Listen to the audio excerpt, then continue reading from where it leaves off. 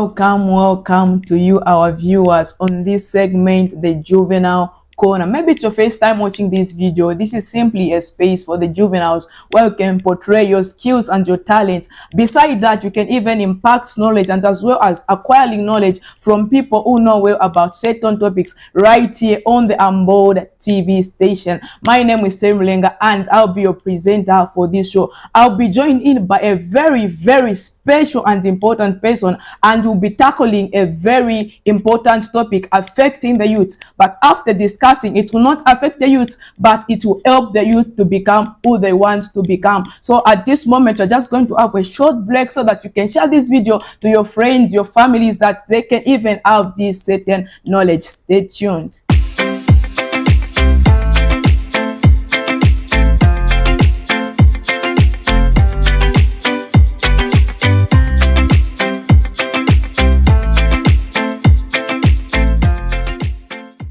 Welcome back. In the studios, I have no other than Mr. Mumba Joseph. Mr. Mumba, how are you? Very much, thank you. Yeah, yes. So you are welcome on the Juvenile Corner. Thank you so much. It's actually a pleasure to be hosted here. I've seen from over social media how your TV is doing and how this platform is really improving the lives of the youths in different ways. Thank you very much. So today we'll be discussing a very special and very crucial topic, which I have entitled a youth mindset, the mindset of the youth. Now, before we begin our discussion, Mr. Joseph, I'll just allow you to introduce the viewer, to introduce yourself to the viewers. Perhaps I know your name, but there are some personal things that I don't know. So I'd like you just to introduce yourself to the viewers. Yeah, more about you. Yeah, anything that you want. Okay. Thank you so much, Mr. Terry. My name is Joseph Momba. I'm the former university president, Mulungushi University. And apart from that, I also have knowledge in business administration and entrepreneurship. At the moment, I'm an intern working at Zambia Industrial Commercial Bank in compliance department. Other than that, I serve in other capacities. Today, actually, I'm graduating as part of the College Guide Africa Cohort 2. Then I've also a degree of a certificate of leadership by Aspire Institute. It's a global organization. From there, I also have certificates coming from Cocktail. These are global youth platforms. Then also locally, the Corporate Board Provincial Coordinator for Zambia Malaria Youth Corp. So there are a lot of capacities where I serve in leadership, and I'm just so glad to be here. Thank you so much. Thank you very much. So you say that you are into many things. So it's a pleasure having you here, because you're going to inspire those youths out there who are just dormant. They think like since they are youth, they can't do anything. Yeah. So to begin our discussion, can you just explain about our topic more? Maybe some of them, they're just yelling youth mindset, youth mindset. So to begin with, who is a youth and what is mindset? Then thereafter you can combine the two so that you can just simplify the topic for those who are not understanding the topic that you are discussing. Okay, so to maybe answer your question very well, you've asked who a youth is. So I'll give an example in the way that I can explain very easily. So for me, a definition of a youth is simple. A youth is a potential forest. Simple as that. A youth is a potential forest. What do I mean? I mean, when you look at the youth, you see someone with potential, which is not yet untapped, which is yet not discovered. It's just there installed in a youth. And the youth can be anything. It's like when you look at a seed. Now that's bringing me to the mindset. When you look at the seed, what do you see in a seed? Others will just see a grain. They will need to grind and make powder for them to make shima or any other thing. But others will look at a seed and see a potential forest in it, because inside the seed is where a forest is locked. So when you look at the youth, or the mindset of the youth should be of, I have great potential, I can do it, I can go beyond where my mentors went. I can do what my father did, even more. So this is great potential. And the people that have gone before us, those are just stepping stones. One great man said, if I saw any further, I stood on the shoulders of those that went before me. So that simply means a youth mindset should be beyond what we can see and what they have done themselves. They should see potential that's not yet untapped. And they should see solutions to the current problems. Because that's a kind of a mindset every young person should have. And I think the two, a youth and a mindset, in the short explanation I gave, I believe the people that are watching us are able to pick one or two things. Thank you. Okay, thank you very much. So you have read that a youth is a person who has a potential which is untapped. So if you are there, you have a potential. So don't just sit on that potential. Now, Mr. Joseph, how can you change your mindset from negativity to positivity? Because there are some of the juveniles watching this video, maybe because of the things they have passed through, they don't have parents, they think like they can not achieve anything. Their potential, it is more like it is locked. They just think negative about themselves. They think that me, I'll just be like this. Maybe some of them are the people that we are seeing in the streets. They are conductors. They do the rest things. They just sniff ball stick because they have that negative mentality because of what they have passed through. Now, my question is, how can you change your mindset from negativity to positivity? What are some of the things that you need to do so that you can change your mindset? Because some they have just that mindset to say, me, it is just like this because of what I've passed through, or because of I don't have parents. No. So how can we help those people? What are the things they should do so that they can change their mindset? That's a very good question, and that's where the whole struggle comes in. Because a youth has potential, but how do we realize that potential? And it's simple. If you do not understand who you are, it's possible that you can go or fall for anything. If indeed I only know a phone, when I have a phone, I can use it to call. Definitely that phone will be just for calls. But aside calls, there are a lot of things that a phone can do. And it is based on the knowledge I have towards the phone I'm having. So how can we actualize the potential within youths? Definitely through one, personal development. You have to know what you are capable of. Your passion will direct your mind where to go. That thing that is at heart to do, where when you see a situation, you are able to think twice about it. Some people, it might be agriculture. They see no foods or food shortages, and a pain in your heart speaking louder to yourself. That's your potential. You can do something in that field. Others, it might be illiteracy, I mean. They're just interested in making knowledge possible to others. That's the potential within them. So problem gravitates towards this solution. And usually in our communities, there are a lot of issues we are going through. And the issues that really, when you see them or hear about them, they are making you disturbed. Definitely, you are caught in that specific area. And also, what really can help us actualize our potential is exposure. At times, we can be in one place and not know what other people are doing in certain places. So if you are locked and you are unable to be exposed in different environments, how people are doing it this way, you still have potential, but you not utilize it to the maximum. You only utilize maybe 20% of the 100% potential that you possess. So definitely, the desire inside you will help you release that potential within you. And that's your area where you can realize potential and just be a solution to the community.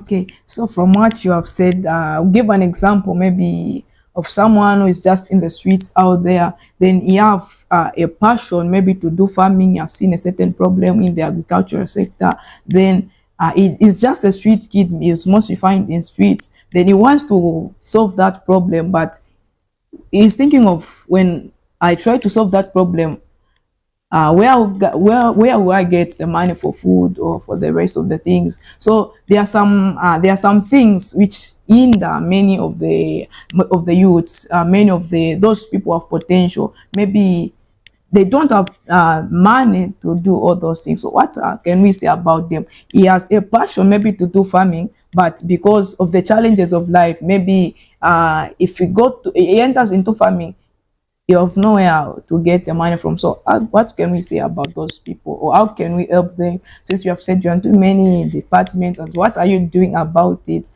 for those people? Yeah, that's a very important question. Thank you so much, Mr. Terry. One of the critical thing is money. You know, everything requires money. Your movements, everyday life is money. But I'll shock you with one thing. Money is not all that you need. I'll give an example of when I was just a 19-year-old youth, you know, and I really needed to do business. I just had knowledge, say this can sell in this certain area. And in one of the conversation I was having with an elder person, he asked me a question, asking what I can do if I was given a 1,000. By then, I started explaining, we can do this and that. Then later on, as it was just a conversation, later on, he told me, come at my place. So when I went there, he gave me the same amount of money, a 1,000. And guess what? I said, I definitely did execute the plans I had. I started traveling to the capital city and back on the copper belt. Getting products there and coming to sell. And within 2 weeks, I was able to retain the capital, give it to him, and the profit that was made, I had now to keep the business running. So what am I coming to conclude on that question? If you have the desire, if you have the knowledge, you've researched, you have been exposed to a lot of things, the desire and the knowledge will attract money to come. Money is not an issue. Money can come from anywhere, but is your desire the right desire? And is the knowledge matching the desire? Opportunities come every day, but it's now the mindset you have, the knowledge and the desire. Are they together? Are they coupled together? If yes, definitely you'll do it. There are a lot of institutions, there are a lot of groups, there are a lot of people that are willing to give money, to sponsor, but people will not release their money if they see they will waste the money, because they do not want risk. So at the end of the day, have you cultivated yourself well? The things you are talking, have you invested yourself much in it to an extent that if an opportunity were to present itself, will you utilize it to its full capacity? If not, then you have to do still well with your personal development. There is a lot then you have to do. Okay, so now what is the importance of having a positive mentality, or that mentality of saying I will do it, or I can do it as a youth? Yet let's say you have a potential to do certain things, then what is the importance of having that mindset of saying I will do it? Maybe if you want to enter into agriculture sector, maybe you want to come up with a business, that mindset of saying I will do it, I will do it. What are the benefits, or what is the importance of having that mindset as a youth, having that mindset, I will do it? If I want to if you want to do business, say I will do it, I will do it. What are the importance of having that kind of mindset? So the importance of having a positive mindset, yeah. So a portion in the Bible that says, guide your heart diligently, for out of it comes proceeds of issues of life. So the mind in itself is fertile, and every idea that goes on your mind grows and, you know, produces 100-fold. So be it a negative thought, be it a positive thought, once it drops on your mind, it produces. That's the reason we have criminals that are very crafty in how they do it. Then we've got also people that are doing amazing works, just like you, doing a lot of things because of the mindset you have. So the mind, the Bible tells us to guide our minds because out of it flows issues of life. So your mind is a very component key. When you have a positive mindset now, what does it mean? I'll give an example. When COVID-19 came, really brought lockdown. People are downgrading at works. People were made to rest for some time. And it brought a lot of negative on the economy and lives of people. But guess what? That was the same moment a lot of entrepreneurs came on board. Others started thinking new ways of making money from their homes. And after COVID-19 ended, they still remained with making ways. So you see the situation coming, and guess what? You'll be like, what if this is done? What can be of a situation? I'll give an example also from the Bible. We see Goliath standing and the soldiers of Saul. In the troops of Saul were the brothers of David. And David is there. And the king says, whosoever defeats this giant will have this and this and this. The soldiers, they were intimidated. I don't know what made them do that. But David had a different mindset. He said, what can be done to a person that will kill Goliath?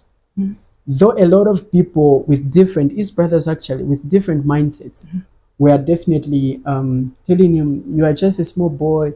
You don't have what it takes to be a soldier. But David still held on to his positive mindset. And guess what? At the end of the day, the kind of victory that was in his head, because he said, what can be done to someone who defeats Goliath? So inside him was victory. And guess what? The same victory that was in his mind is the victory that manifested. So you can't have a positive life without a positive mindset. Everything that we see happening is just a result of your mindset. That's the reason a lot of people invest much in exposure, in reading, because the much they improve their mind is how they improve their lives. Thank you very much. You have really answered my question, and you have brought in a good issue, the issue of David, to say when he went to fight against Goliath, when he went to the same camp, his brothers, they told him to say, you are just a young boy, you can't do it. Now, my question is, maybe before I ask that question, in the journey to success, there are many obstacles. In the journey to victory or to become a person who we want to become, there are many obstacles. Just from David, he had that mindset to say, you have victory over the Philistines, you have victory over Goliath. Then his brothers, they stood, meaning the brothers were like obstacles. So in this journey to become great, in this journey of life, there are some obstacles. Now as a youth, how can you fight those obstacles? So from the story of David, the obstacles, they were the brothers. So even in real life situation, you can find that maybe the obstacle are your parents. Now as a youth, how can you fight those obstacles? Maybe the obstacles that are coming in your way, maybe your parents are the one who are fighting you. Those obstacles in life for you to become great. How can you fight those obstacles? Okay. So overcoming obstacles on your way to destiny. So one of the key aspect I mentioned was researching and be exposed to different information and how people are doing it. That's natural to safeguard, because also from the parent side, it's not because they just want to be an obstacle on your destiny. It's because they love you so much and they wouldn't want anything to hurt you. Then if they see that you are going a certain direction you are not cognizant with, which you don't know exactly or anything about it, they will try to safeguard you. And in trying to safeguard you, that will be an obstacle on your side. But how do you do that? Like I said, knowledge. If you have researched about a certain field and you are able to explain, you are able to go deep width, height, basically support, instead of having obstacle. Actually, the same obstacles will come later on as in support. So even when an obstacle is coming on your way to destiny, look at it and think, how can it contribute better to your destiny? At times, a lot of people will think, because he has money, I've got this business idea, why can't he give me the money? Maybe you haven't explained to him well. You have just said, okay, mangoes can sell on the street. But where are you getting mangoes from? How are you transporting them? How are you packaging them? Then how are you marketing them to people? Then those people that buy from you, how are you able to trace them back again for the second buy? So all this is required, precept upon precept. And definitely, if you invest yourself much in knowledge, you even go to mentors, you ask them questions about how you can take this destiny. A lot of people are there to support you. So it's not because they want to block you, it's because they want to safeguard you from harm. But when you have the desire, like I said, they will see the desire and the knowledge. Later on, they'll start supporting. So I've read from what you have said. So in short, you are saying an obstacle becomes an obstacle when you are ignorant about a certain thing. So in short, we should acquire knowledge as a youth. So if you are watching this video, all you need to do, you need to dig much into knowledge, have a desire, and have massive knowledge about a certain thing that you are doing. And those obstacles, they will no longer be obstacle, but they will be support. There are those things that will seem like they are obstacle. They won't be obstacles, but they will support you to become who you want to become.